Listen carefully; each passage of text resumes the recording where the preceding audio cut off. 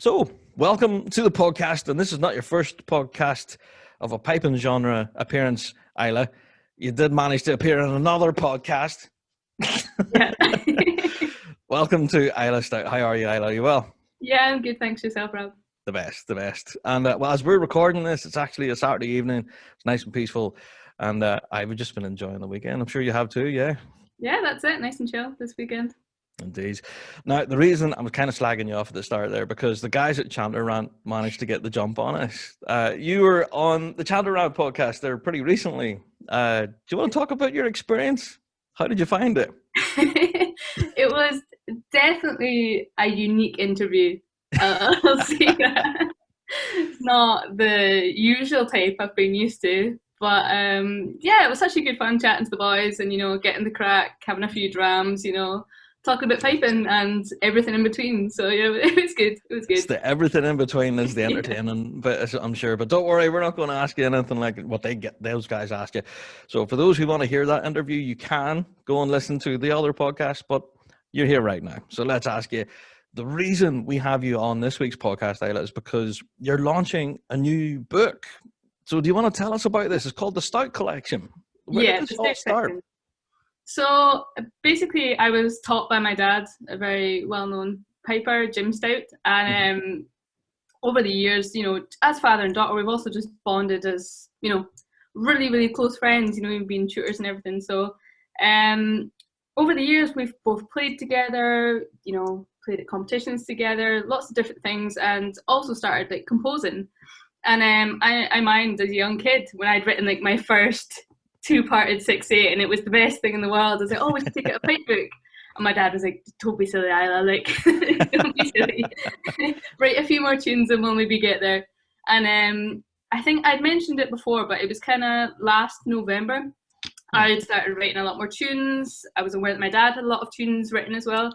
And I said, let's do this. Let's take out a pipe book. And again, he was a bit like, I don't know. And I said, well, I'm just going to do it.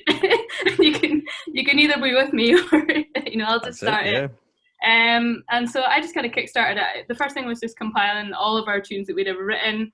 And at that point, to my frustration, I didn't know that you could like transfer like Master files to Sibelius using certain like programs. I think Celtic pipe you can use. So I wasn't aware of this. So I think I wrote out about 66 pipe tunes of my dad's Master tunes on Sibelius. Wow, so you rewrote them again? Yeah. So it took me ages, just like writing them out so that I could use it. Then plus all mine as well. So it was a hard task, but we got there. And then it was like, okay, what's the next thing? Let's find a typesetter. And then I was just like, sitting making this rough design of a cover. On my MacBook, not knowing what I was doing. I was like, this looks kind of funky, and then started talking to Davey Hunter, who's like kind of helping us out. Yeah. So I started talking to Davey, and that was maybe in February this year, I suppose, something like that. And Davey and I had our first chat and decided what we were going to do. And it was like, I said, right, this is my idea, that's what I want to do. And he was like, cool, right. And then within that Zoom call, he was like creating the cover and everything.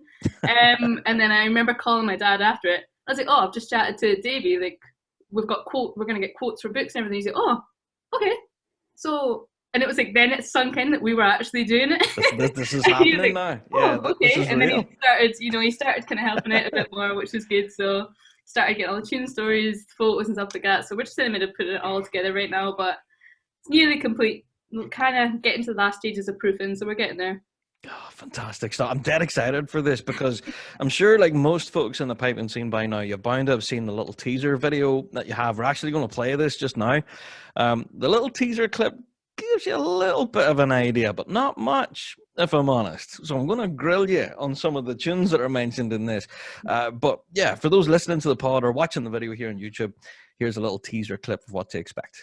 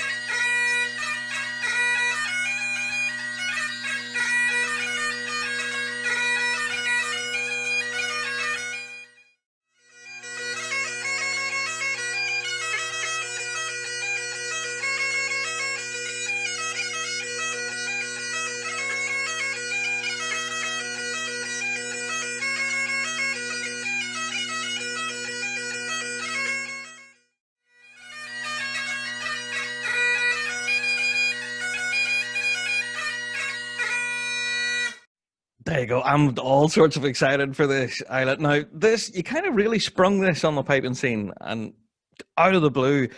But man, yeah. Tell us about the launch of this. When is it happening? So the plan is we've not got specific dates yet, but we will be launching at Pipe and Live this year, whether it is in person or it's online. We're not sure yet, but we will be launching it at Pipe and Live. So I'm super stoked for that. We're hoping to start our pre-orders on the 7th of May, I think, is where we're going to open our pre-orders to finish around the 4th of July. So yeah, it's all happening fast and quick, but I tell you, and this, I have to say, it isn't just all of your tunes, but it's also a mixture of your own and your dad's. It's like a combination of the two, really. So has it been like a 50-50 split, really, between yourself and your dad, or? I mean, it's probably 60-40 now.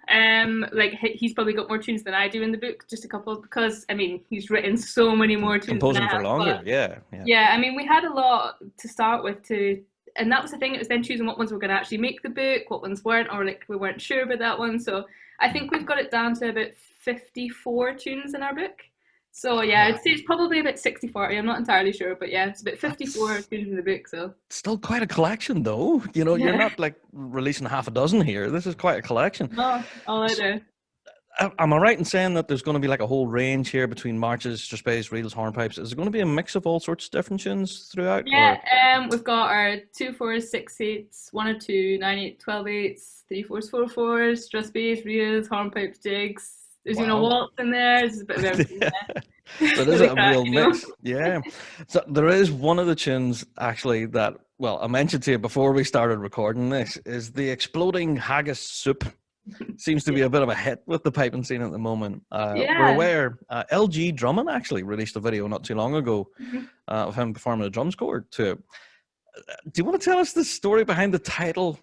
Exploding. It's a secret, Rob. It's a secret. Is it? I don't know. I'm pretty sure you can figure out what happened. So you tried. I'm guessing haggis soup had to be warmed up in a microwave or something, and then not quite. It was more big rolls of haggis getting made and not done tight enough and exploded everywhere. So oh no. Yeah, there we go. One, but I just thought at the time, I was like, that's a tune. I'm gonna make this. I don't care what's going to happen. I'm going to write it.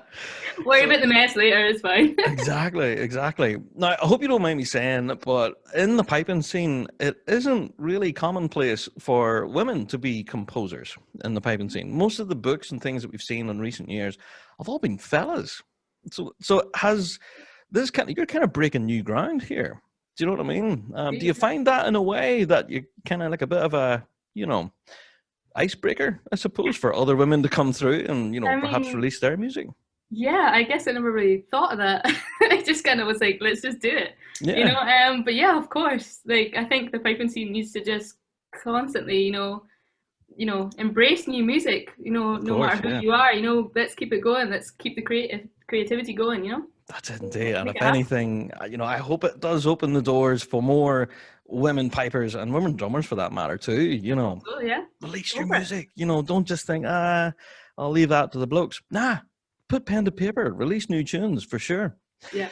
So can I ask then about your own piping pedigree? Now, I know you as a competitive piper, of course, and you also played in the band scene and solo scene. You playing anywhere at the moment? I'm not currently in a band. I'm working on it. I'm not going to say who or what or where when, but yeah, I'm currently working on it. But yeah, I took a couple of years out just to kind of, I moved to Glasgow, just wanted to kind of sort my life out, start uni and everything. So just took a couple of years out of it. But yeah, got ideas, so working on that, getting back in the scene again. So there we go. So we might see you back on the grass soon enough then, Isla. Then yeah. You're not saying anything. I like that. That's pretty cool. So can I ask then, going back to the book, the collection of tunes, normally whenever we hear about new music being released, a lot of beginners like me would look at this and think, I'll never play that. Because your music that you're releasing, is it kind of advanced level, intermediate? Can beginners even tackle this? Yeah, of course. I think that was our aim. We wanted to have a good mix of everything. Not like, what's the point of having loads of technical tunes that, like beginner pipers or whoever might not be able to play, Yeah. So I would say there is a good mix. There are definitely a few technical tunes in there, but there's also a lot simpler ones that I think anyone can tackle. So yeah. just give it a shot, you know. There you go. Well, you'll have to keep us posted on the release date, pre-orders, all that stuff. We'll definitely be chatting to you more about that in future, I'm sure. But we have some big Rab Show staples that we ask absolutely everyone who comes on the podcast. So prepare yourself. Isla, what's your favorite cheese? My favorite cheese? Yes. Oh man, It's a big question. That's a hard question. That's like so many cheese. One of my favorite cheeses, actually, you probably haven't heard of. Okay. And it's called Grimbuster, and it's an Orkney cheese. Wow. It's kind of like, I guess it's a very crumbly cheese. It's quite salty. I guess you could kind of relate it to feta, but it's also very, very different to that. It's so hard to describe, but I like the sound of that. What do you call that again? Grimbuster. Grimbuster. Yeah. I'm going to start Googling this after we finish our chat now. But yeah, honestly, I'm a big cheese person, but Grimbuster is very, very good. Good stuff. Now, another random question, but have you ever driven a tractor? I have not, actually. What? No. You haven't driven a tractor? Oh, No. my word. Okay, Grant, swiftly moving on from that one then. Can you tell me then, you've been involved in the piping scene now for years. Can you put your finger on like one standout moment in your piping career to date that you can say, wow, that was kind of cool? I guess there's been loads. I've been really, really lucky, I suppose, you know, throughout the years. I've been playing about 10, 11 years now. And I've just been incredibly lucky with the opportunities I've had. But I think one of my standout moments has to be going to Havana, Cuba. Wow. November 2019, I got sent over there to do, like, it was part of the British week of the Havana Glasgow Film Festival. Oh, and I was sent out as the piper, ended up being the guitar and the singer as well. Oh, see. Yeah. But yeah, we went out there, and there was one night in particular that we were on, it was on St Andrew's Day, and we were on the rooftop bar, and we were doing a ceilidh. So we were supplying all the music, but then myself and the Highland dancers with Cammy Walker, we had to teach all the dancing. So I was dancing with the ambassador of our British ambassador over there. And alongside the music, the rum, the cigars, it was just amazing. But I just remember at one point, the ambassador really wanted to dance with me, and I said, I'll teach you. And it was actually the Arcadian Strip the Willow that we were doing. And obviously everyone's kind of like swinging each other around. I just wasn't thinking, and just totally in Orkney brain, and just like grabbed his arm and just flung him around. Come on, and you. We were staring at him and going, oh my God, that was our ambassador. And he just stared at me for a second. He was like, cool. But it was such a great night. I was over with some great musicians, and just constantly playing over there. And then we went to the Yellow Submarine Bar after and played in there. Oh, it was just insane. Yeah, probably one of my greatest piping trips, for sure. Sounds fantastic. Yeah. And if anything, that kind of leads me into my next question then, is that throwing a set of pipes under arms really took you around the world, Isla. Where all have you been then, playing bagpipes? I guess a lot of Europe. As I said, Havana. I've never played in America. Oman, I guess, is probably a big one up there. There you go. Yeah, I was the kind of assistant tutor for the Royal Oman Police over there.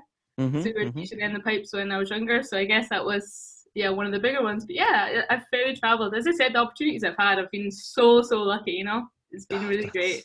Yeah, I couldn't even imagine what it would be like trying to blow a set of pipes in Oman, though. The conditions over there are bound to be bone dry, I would say. Yeah. Is that the case? It is a challenge for sure. Just before I went over there, I was playing full cane and sheepskin, and I was like, I'm going to need to change my setup for going over there. It was good. I mean, it's quite weird because indoors you've got that constant air con, so you're actually constantly so cold because there's so much air con on, and then you go outside and it's like walking into a sauna, because then the humidity is really weird as well. So it's like, I remember one day it was like 54 degrees heat, and then it was something like 90% humidity. So it was just like, it was just no air, but you're just like dripping with sweat. It's horrible. But yeah, it is something interesting to play pipes in, but I suppose you soon get used to it. Well, it's bound to present its own set of challenges then in that case then. How do you kind of tackle that? Do you know what I mean? You just have to try and get a good setup, I guess. And obviously, like, I went to a synthetic bag again. I think I was playing a Ross bag at the time when I was in Oman, and possibly easy drone reeds when I was over there. I can't really remember, but they just seemed to tackle it quite well. There you go. over there. But yeah, it's just, I guess, finding a good setup that's going to work and making sure you are playing your pipes. I know it sounds silly because obviously we need to do that here as well, but especially in Oman, you've That's got so to be playing important. them all the time as Yeah, well yeah. to keep going. And they will get soaking really quickly. So just constantly drying them. Yeah, yeah. And so sheepskin and cane may not be the way forward. Yeah. No, I wouldn't recommend No. that. Oh, for sure. So I have to say then, have you got your own particular highlight of the book? I'm bringing it right back to the book again. Any particular highlight, a tune that we should be looking out for? Actually, my dad's written quite a few crackers as well. Like, there's probably two of my favorites of his. There's one called the Grouse Beater, which is a hornpipe, Mm-hmm. and a jig of his that's called Stacey's Jig. But there's a lot of other cracking marches and things like that. There's a tune my dad also wrote for Ian Duncan, Right. and it's a really nice 2/4 march. So yeah, there's loads of. I think there's quite a few crackers in the book, and just I guess the whole thing is like showing the Orkney theme through it as well. Mm-hmm. That's the biggest thing we wanted to show. That's why we've got on the front we've got the dragon called the Mesa dragon. So that's the Orkney theme, and so keeping that in through the book. So yeah. Fantastic. So you just kind of, you went over that question then. I was going to ask you about influences and stuff. So that's kind of, you're drawn from that whole Orkney kind of musician sort of outlook, really, then, yeah. Yeah, exactly. Because it was like I was sitting and I was going, we've got all these tunes. There's so many that are Orkney themes, like they've got something relating to Orkney in the title, and then there's loads of random ones as well. And then it was like, well, what are we going to do for this book? I wanted like a logo or something, like that people would go, I know what that is, Yeah. Straight and away. and I was sitting thinking, and it just came to me. I was like, what about the Maysail Dragon? And I was like, that's like in Orkney, that's such a well-known, sign, if you will. Mm-hmm. And it dates back to the Vikings. There's this, it's called the Maysail Tomb in Stennis in Orkney. Mm-hmm. And basically years and years ago, the Vikings they carved this thing into the stone walls, and nobody really knew what it was, but it soon became the Maysail Dragon. And I was like, that's perfect, that's what we're going to use. So then I had to write a tune called the Maysail Dragon. I was like, I was going to say, yeah. So if anything, from your own composing, then where do you draw inspiration from? Whenever you're, like you said there, we talked about the haggises and you said, that's a tune. I'm writing a tune for that. Can you be sitting at traffic lights or something and a tune suddenly comes to you? Or is it a process that you sit and you work at? It's a hard one. I find it really, really hard to go, right, I'm going to write a tune. I find that sometimes that works, but sometimes that's quite difficult. It's more so it just bits will come to me. I'll be doing something random, or I'll get the title. As I was saying, the Haggis Soup, I was like, that has to be a tune. Yeah. And then I was like, okay, what is that going to sound like in my head? And then I just created it, Sometimes I can go, I'm going to write a 2/4 and just make it happen. But I find that a lot more difficult if I have to force it, if that makes sense. Right, yeah. So it really just depends. And as I said, tune titles, I think they really influence things a lot. But I try to keep things, I guess, the way I was taught by my dad was, he was in the army for, 26 and a half years. So I had that whole regimented style when I was learning, a big Alistair Gillis influence in my life and all my piping. So I wasn't really used to the kind of modern styles, I guess. They were kind of like, oh, this is really weird. Like, we can do all this random stuff. So I guess you can probably see within a lot of my dad's music is really traditional sounding, and then some a little bit more modern, but I would say they're very quite traditional and great. Yeah. And then mine has that traditional influences, but then the modern bits coming in. So, and my dad says I've always done slightly weird things with my composing. So whatever that means, I hope you can figure it out. That's fantastic. Well, honestly, Isla, thank you so much for chatting to us on the podcast. Honestly, we could sit and chat about this book now for months, and I can't wait for it to come out, actually. So, keep us posted on the pre-orders, all that stuff, and we'll definitely share that with the listeners. Going forward, then, have you any words of advice, really, for anyone who's possibly picking up the chanter for the first time, or even wanting to put pen to paper for the first time? Any words of advice? The biggest thing I would say is don't doubt yourself. That's the biggest thing for me. If you are a learner, or if you're someone that's been playing for ages and you're not sure about something, don't doubt yourself and just don't give up. Okay, we all have hard times. There's times I've wanted to give up piping and nearly have. Really?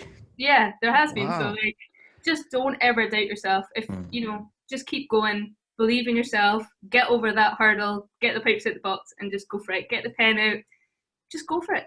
You know. That's it. Exactly. No, and Yeah, I just couldn't believe say in yourself. I couldn't have said it better.